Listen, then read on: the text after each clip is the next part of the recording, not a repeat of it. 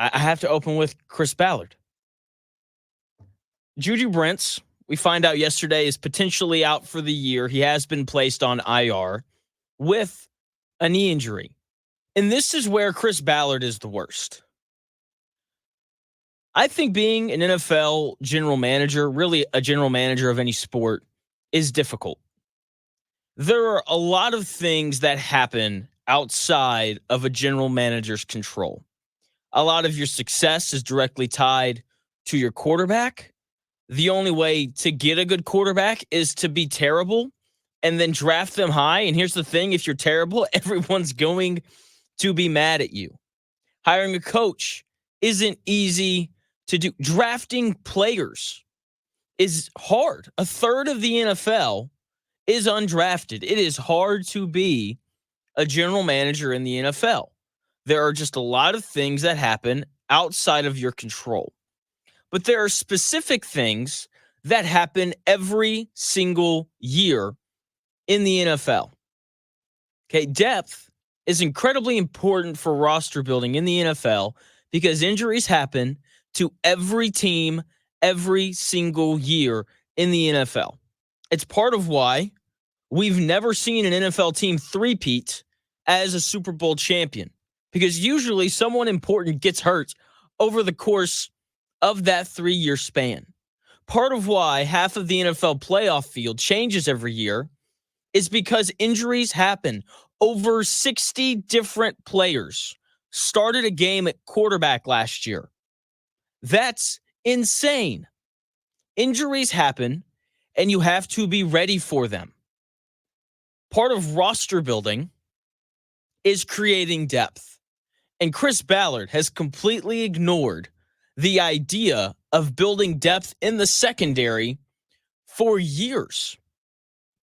He hasn't used premium draft picks to take players in the secondary. I went back through his drafts. Okay, in 2017, he drafted a safety and a corner in the first 2 rounds. For context, I would define premium draft picks as picks in the first and second round. One of the first 64 players off the board. When you look at the success rate of players drafted, most of the players that get drafted that stay in the league for a long time are drafted in either the first or the second round. Now that you have that context. In 2017, Chris Ballard took a safety and a corner in the first 2 rounds. 2018, he didn't take a single defensive back. 2019, he took a corner in the second round, 2 safeties in the 4th and 5th round. 2020, he took a safety in the 3rd round and a corner in the 6th. 2021, he took a defensive back in the 5th round. 2022, he took a defensive back in the 3rd round. 2023, he took a defensive back in the 2nd, 5th, and 7th rounds. Then this year, he took a defensive back in the 5th and 6th round. It's a lot of 5th rounders and 4th rounders and 6th rounders and 7th rounders.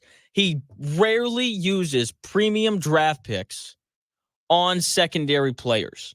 Meanwhile, this year, he had the 15th overall pick in the draft.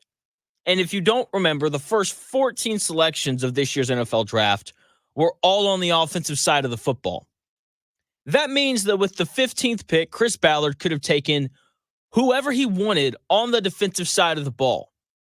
And instead of addressing the secondary, instead of addressing the positional group that the Colts needed the most help at, both talent-wise and depth-wise, instead of drafting Quinion Mitchell, the best corner in the draft, who I'm on record saying Chris Ballard should take, instead of taking that guy who's now starting for the Philadelphia Eagles and played pretty well on Friday night, instead he decided to take Laiatu Latu, another defensive lineman.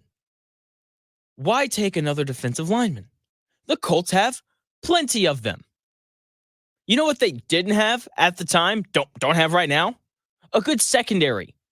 They didn't have very much talent in the secondary. Quinion Mitchell is starting for the Eagles right now.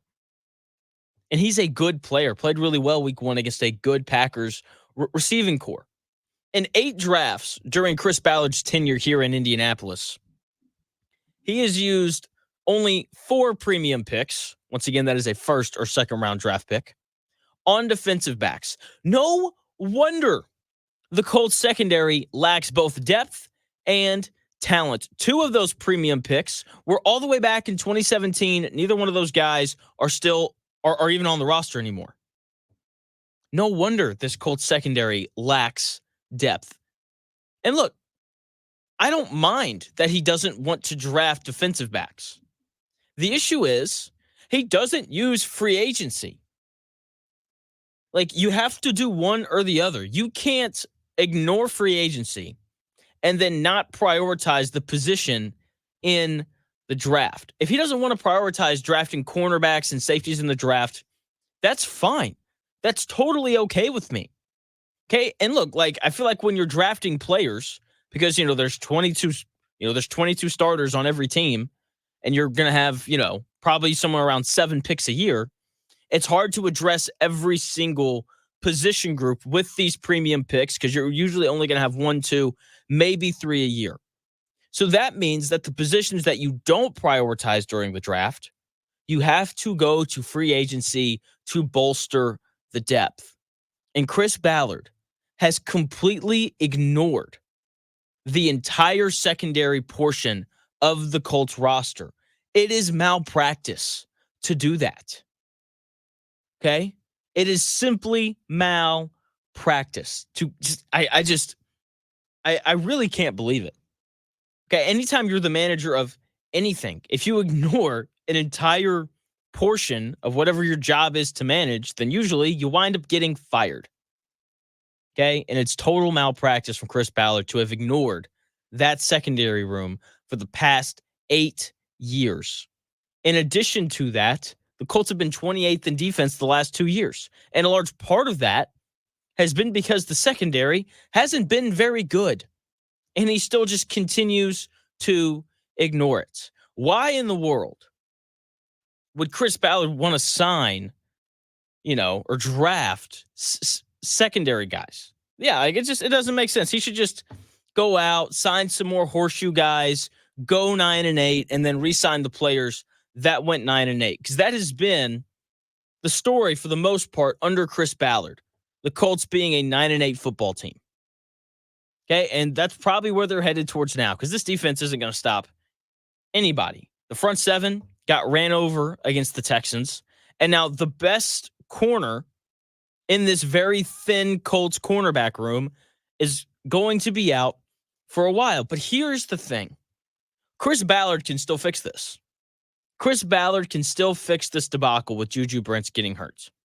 He can do more than just sign Chris Lamons, an NFL journeyman who started his career in Miami and then ended up in Kansas City. He was in Indy last year, barely played, and now he just got pulled up from the practice squad. He can do more than just call up Chris Lamons. Okay, there are still good veteran cornerbacks on the market that are available to come in and play for the Colts. Players that would walk in to the Colts cornerback room and immediately be the best player in the room. Xavier Howard, still on the market. Patrick Peterson, a little older, played pretty well in Minnesota last year, still on the market. Marcus Peters, a guy that had quite the career playing for the Baltimore Ravens, a dude who's physical. He is the best corner, definitely, best, defensive back, definitely, that I've ever seen at stripping guys. Like, that guy is just a turnover machine. Marcus Peters would be awesome on this Indianapolis Colts defense. Jerry Jacobs, a guy who started for the Detroit Lions last year, he's still on the market. There are older, proven veteran cornerbacks available for the Colts to go get. Okay, there is absolutely no excuse for Chris Ballard to not go out and sign one of these guys. They would, any one of the 4 guys that I just mentioned would step onto the Colts, facilities, practice field, whatever, real field, and they would immediately be the best cornerback on this Colts roster. And this is the issue with Chris Ballard. He's not going to go out into free agency and sign any of these guys because he is simply too stubborn. He is too stuck in his ways. And look, we already knew this. We already knew that he was too stuck in his ways to go out and do anything about it. Chris Ballard told us not that long ago. I've never I guess maybe because my DNA is not, I've always had a strong belief in myself and those around me, strong belief in what we do. And if you just kind of look through the first few years and, we made the playoffs, 2 of the first 4, had to overcome a, quarterback retiring on us, still found a way. I thought our 20 team was excellent. We just lost a tough game to Buffalo. That ended up being a really good team. And I thought in 21 was another really good football team. And it all kind of fell apart. The last 3 years not making the playoffs, it's a disappointment. I'm not going to sit here and say it wasn't. But I still have a very strong belief in what we're doing, how we're doing it, and how we're going to get there. And that will not – either you believe for something or you believe nothing. Like, it's easy to vacillate and go with what the world wants you to do. You either believe in something or you don't. This is what we believe. If it gets me fired, so be it. It's going to get you fired, Chris. That was Chris Ballard waxing poetic about something. I don't even know about his philosophy and his DNA and how he's a real believer in what they do there. And what they do in that Indianapolis Colts building is go 9-8 every year. Look, I understand wanting to believe in something. Every general manager in every sport has a different philosophy on how teams should be built. Here's the thing, though. If everyone is telling you to do something and you don't listen, at some point, you're just obstinate. Obstinate people cannot lead. The best leaders listen to the people around them. And the best leaders have people in their ear, in their inner circle, that don't agree and pander to everything that they say. It's why Michael Jordan was a terrible owner. No one ever told Michael Jordan no. No one ever told him that he was wrong. And that's why the Hornets sucked the entire time that Michael Jordan owned them. There's one of 2 issues going on in the Indianapolis Colts building. One of 2 issues going on with Chris Ballard. One, Chris Ballard doesn't have anyone in that building, none of his scouts, nobody in that building disagreeing with him. That is an issue. Or he has people pushing back against how he's building the team. He has people pushing back on the lack of depth in the secondary, and he's simply not listening. Either way, whether it's him refusing to surround himself with people that challenge his opinions, or it's him just being obstinate. Once again, obstinate people are terrible leaders because you have to be able to pivot in the correct direction if you're going in the wrong direction. Okay, the Colts have been going the wrong way for, 5 years now? They haven't made the playoffs in 5 years. And Chris Ballard will not pivot. He will not change his ways. And that's the issue with Chris Ballard. He refuses to change. And look, change sucks. Change isn't fun for anybody, especially when you've been doing something one way for 8 years. Change is not fun, but it is necessary. Having people challenge you and your opinions is necessary. Okay, look, I've been hosting this radio show for like 8 months. First radio show I've gotten to host. I'm having a blast. I hope you're having a blast tuning in. If you're new, every day from 10 to noon right here on 1430.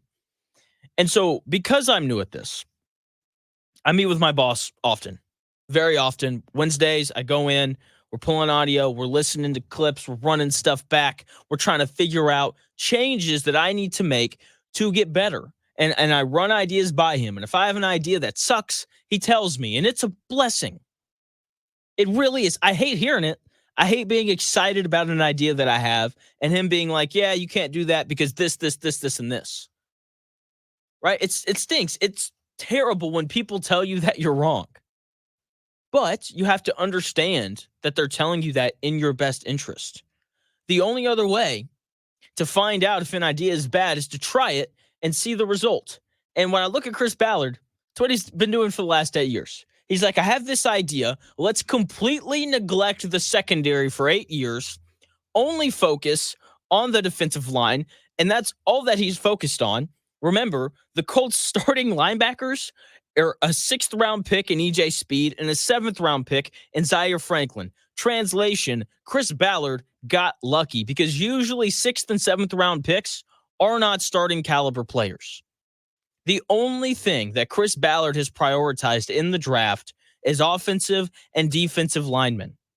That is it. And that is a terrible way to run a football team. If you don't believe me, just look at the 8 years under Chris Ballard. The Colts secondary is going to be horrendously bad this year. And if the Colts give up 1 million passing yards a game, which that kind of feels like where we're headed, Gus Bradley is not at fault. Okay, we can talk about coaching and how, coaching can make players better and all those things. But ultimately, when you're playing a professional sport, it's incredibly helpful when you have, the better players. And the Colts are going to walk into every single game that they play this year.